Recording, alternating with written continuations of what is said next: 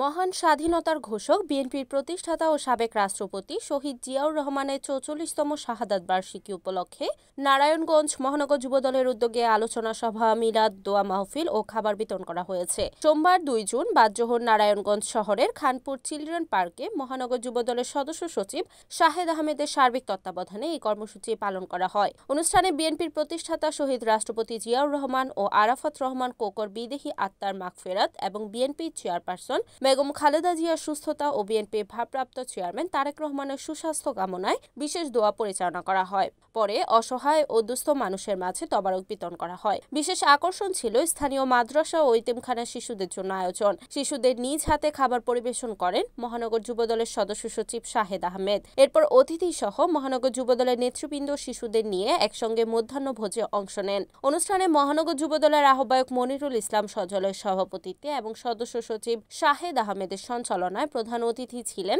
বাংলাদেশ জাতীয়তাবাদী যুবদল কেন্দ্রীয় নির্বাহী কমিটির সাবেক সহসাধারণ সম্পাদক মোহাম্মদ মোশাররফ হোসেন। প্রধান বক্তা ছিলেন মহানগর যুবদলের সাবেক আহ্বায়ক মমতাজ উদ্দিন মন্টু। এছাড়া নারায়ণগঞ্জ সদর, সিদ্ধিরগঞ্জ, বন্দর থানা ও উপজেলা ওয়ার্ড ও ইউনিয়ন যুবদলের বিপুল সংখ্যক নেতাকর্মী উপস্থিত ছিলেন। অনুষ্ঠান শেষে শহীদ জিয়াউর রহমানের আদর্শকে বুকে ধারণ করে সকলকে ঐক্যবদ্ধ থেকে দেশের গণতন্ত্র ও মানুষের অধিকার আদায়ে আন্দোলন চালিয়ে যাওয়ার আহ্বান জানানো হয়।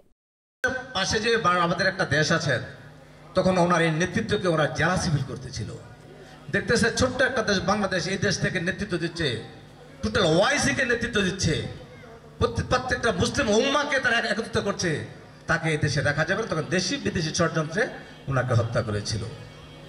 প্রেসিডেন্ট জিয়াউর রহমান সম্বন্ধে কথা বললে ঘন্টার পর ঘন্টা বলা যাবে। উনি যদি আজকে বেঁচে থাকতেন, হয়তো আজকে এটা ইউরোপের যে কোনো কান্ট্রির পর্যায়ে চলে যেতেন।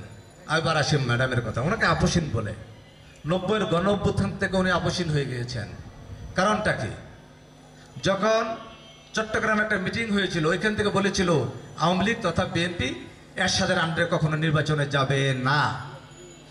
কিন্তু তৎক্ষণাৎই ঢাকা এসে শেখ হাসিনা টাকার বিনিময়ে লং মার্চে চলে গেলেন এরশাদের সাথে এবং ওই নির্বাচনে উনি অংশগ্রহণ করলেন। উনি হয়ে গেলেন জাতীয় বেমান, আমাদের নেত্রী হয়ে গেলেন আপসের নেত্রী।